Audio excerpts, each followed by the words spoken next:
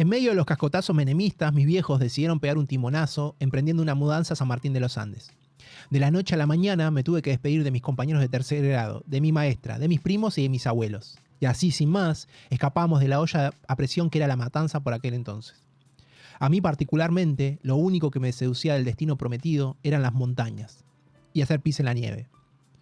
Pero el primer capítulo de la Patagonia llegó con la sorpresa de que la mayoría de los lugareños estaba en sintonía con el clima, frío y seco. Una muralla impenetrable se construyó cuando avisamos que veníamos de Buenos Aires a echar raíces. Eso para ellos era sinónimo de porteño, usurpador de lugares. En la escuela rápidamente pasé a ser el nuevo, el porteño o Acevedo. Me volví la principal amenaza para Iván, el más gallito del aula. Ni te acerques a Steffi, ella es mi novia, me advirtió con un puño cerrado. Todo un semestre me senté solo y en los recreos me quedaba al lado del mástil. Me era imposible no sentir que salí perjudicado por una decisión que no fue mía.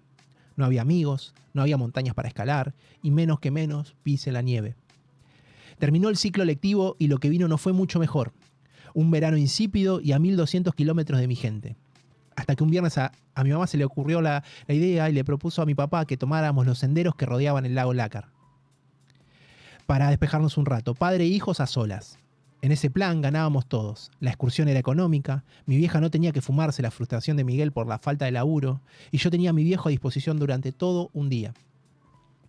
Apenas despertamos esa mañana, Cristina ya nos había preparado unos terribles sándwiches de milanesa. Mucha agua en las cantimploras, galletitas, un par de bananas y una única advertencia. No vuelvan muy tarde, miren que oscurece temprano. Pero no la escuchamos, nuestros sentidos se concentraban en las dos montañas. Mi viejo sumó una soga y una Victorinox al kit de expedición. Y así nos fuimos los Acevedo. Él con sus 40 y yo con mis 9 recién cumplidos a orillar la cordillera, ligeros de equipaje. El silencio invadió el inicio de la caminata. Cruzamos un arroyo por un puentecito de madera y nos metimos por detrás de una planta potabilizadora de agua. Por detrás de la planta subimos por un senderito rocoso hasta una tranquera. Ahí recordé que empezaban las tierras de los Curruinca. Las reconocí porque hacía poco habíamos hecho una excursión con la escuela. El primer descanso era una barrera que impedía que pasaran autos. Allí comimos los sándwiches de milanesa y nos hidratamos. A partir de este punto subimos por un rato largo y en el faldeo vimos cómo vivían las familias de la comunidad. Y así transitamos el primer cerro, observando novedades y con el pico cerrado. Miguel nunca fue muy conversador que digamos. Siempre tuvo la mirada perdida, como anticipando lo que vendrá, no muy presente en el aquí y ahora. Ante su exceso de introspección, yo me tenía que entretener con algo. Así que estuve atento a lo que me iba ofreciendo la naturaleza. Imité los cantos de los pájaros, probé agua fresca de las cascadas, recolecté piedras. También me sedujo mirar los acantilados. La belleza del Lácar despedía un vértigo envolvente. Mi papá solo abrió la boca para alertar sobre los peligros que nos rodeaban. El resto de la marcha consistió en deleitar el paisaje y respirar árboles. Yo exhalaba mis problemas de integración escolar, él se olvidaba de las deudas que se iban acumulando. Una vez que nos sumergimos por aquellos bosques, los caminos se bifurcaron muchísimas veces. Yo sentí un empoderamiento porque fui tomando protagonismo. Aunque parecían decisiones ínfimas, generalmente eran mis decisiones. Elige tu propia aventura, repetía mi compañero.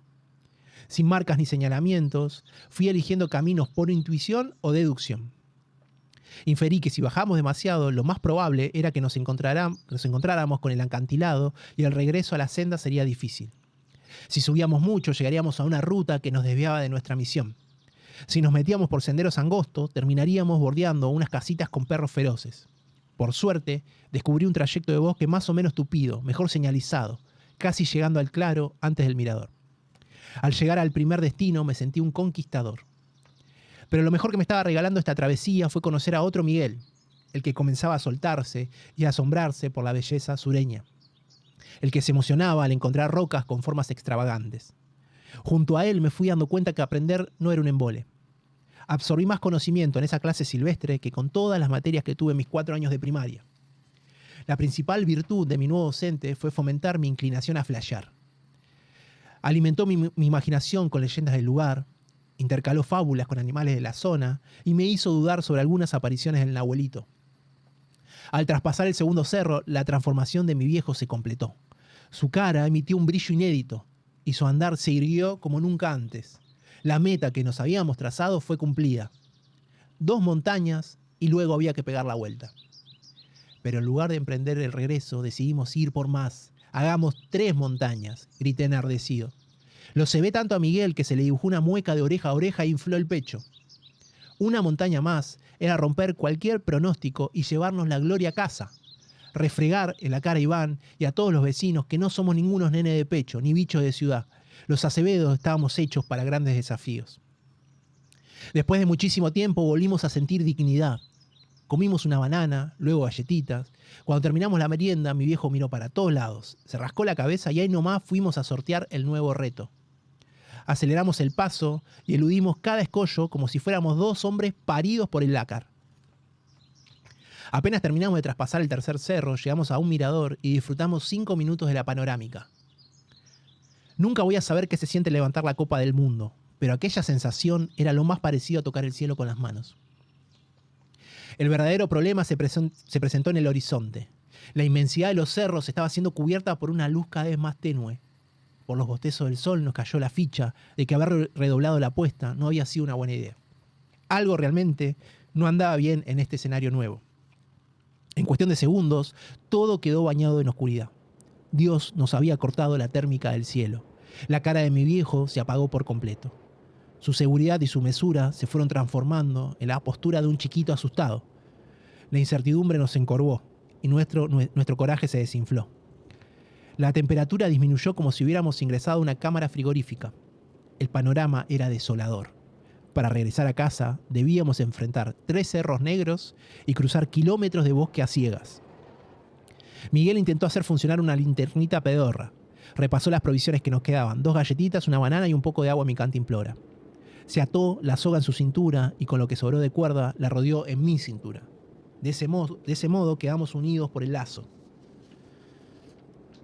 Demoró bastante en hacer los nudos porque sus manos temblaban. Pegó unos tirones para chequear que estábamos bien agarrados. Luego comenzó a dar pasos agigantados, pretendiendo que yo siguiera el ritmo de su marcha. El frío atravesaba mi campera y una sensación de terror me perforaba los huesos. Mi julepe no se justificaba tanto por no poder ver nada a 2 metros, sino por la mutación de mi viejo. Ese hombre más alto, con templanza, el que navegaba las tempestades con serenidad, mi único héroe en este lío, estaba blanco teta. Avanzamos paso a paso, rogando que el metro siguiente no coincidiera con algún pozo o con una caída libre al precipicio. La tensión de la soga infligía dolor en mi cadera, pero cada vez que yo desaceleraba el paso, sentí un latigazo que me empujaba hacia adelante. El otro impulso que me arrastraba era el miedo. Todo ruido significaba un potencial riesgo. Una hoja de árbol podría ser un murciélago. Las ramas que nos rozaban podrían ser el ataque de un ave de presa. La mirada brillosa de un ciervo, los ojos cazadores de un pumita. El único guiño al destino fue que, al estar muy cerca del lago, el reflejo luminoso de las estrellas sobre el agua nos orientó un poco. Pero no se veía un carajo. Propuse encontrar un refugio para pasar la noche. Pero mi viejo desechó la idea de inmediato, ya que dormir en el cerro era sinónimo de morir congelados o ser la cena de cualquier bicho. Ante mi insistencia, él respondió: bueno, si no te da miedo que pueda aparecer el abuelito, nos quedamos. Apenas nombró al monstruo, imité su tranco. Agarrándonos fuerte de la mano, chequeando terreno firme, llegamos a un lugar donde la luna reflejaba más que en cualquier otra parte. Gracias a esos destellos del cielo, pudimos detectar que habíamos alcanzado la mitad del recorrido de regreso. Descansamos, tomamos las últimas gotitas de la cantimplora y racionamos las galletitas. Teníamos que recuperar energía para que las piernas no se acalambraran y para seguir dando pelea a los vientos que azotaban. Cuando parecía que teníamos con qué responder a los contraataques del clima, un paso en falso de Miguel hizo que perdiera la estabilidad y fuera derecho al acantilado. Desde mi posición podía ver que a mi papá lo esperaba un chapuzón en una pileta de remolinos, un clavado mortal. Atiné a agarrar un cachito de su campera, pero era muy pesado para mí. No alcancé a ver exactamente cómo hizo, solo pude observar que sus dedos alcanzaron a aferrarse a unas ramas. El resto de su cuerpo era invisible. Después logró trabar sus brazos entre 2 troncos.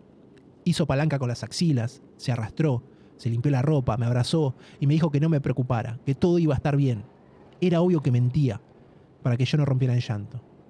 Y que hubiese sido fatal para mí si él caía al abismo, ya que habría acompañado su clavado por culpa de la soga que nos unía. Para colmo, apenas retomamos el camino, vimos que algo peludo se dirigía hacia nosotros, corriendo en diagonal. Un bodoque con patas venía a los saltos con un único objetivo: embestirnos. Mi papá me envolvió con su torso, puso la Victorinox en mi bolsillo, se puso de espaldas a la bestia y me pidió que mantuviera los ojos cerrados. Sentí en sus palabras una especie de despedida. El bicho siguió de largo a toda velocidad. Pude ver unas orejas grandes y unas patas largas. Era una liebre. Me secó las lágrimas y me dijo que él iba a encontrar una solución. Y que aunque pasara lo peor, yo no tenía que dejar de caminar hacia adelante. Interrumpí sus consejos y señalé una tranquera.